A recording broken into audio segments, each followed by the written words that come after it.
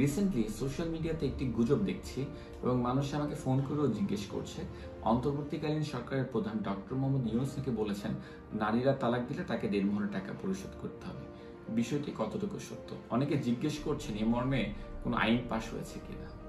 দেখেন, এটা সম্পূর্ণ একটি গুজব। মূলত আইনে বলা আছে বিয়ের সম্পর্ক হলো, দেনমোহরের সম্পর্ক হলো বিয়ের সাথে, তালাকের সাথে নয়। অর্থাৎ যেই তালাক দিক না কেন স্ত্রী দেনমোহর পাবার হকদার হবে।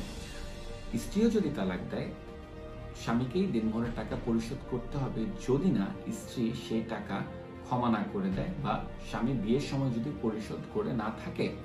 কিন্তু বর্তমান প্রেক্ষাপটে দেখা যায় নারীরা 70% ডিভোর্স দেয়। এই ধরনের আইন যদি অ্যাকচুয়ালি পাস হতো তাহলে হয়তোবা সমাজে ডিভোর্সের পরিমাণ অনেক কমে যেত। বিশেষ করে নারীরা হয়তোবা এভাবে দেনমোহরের ভয়েও ডিভোর্সটা দিত না।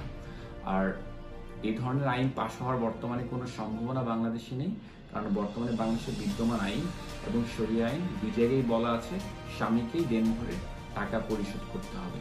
এই ডিভোর্স দিল সেটা ইমমেটেরিয়াল। ভালো থাকবেন, আশা করি সবাই বুঝতে পেরেছেন।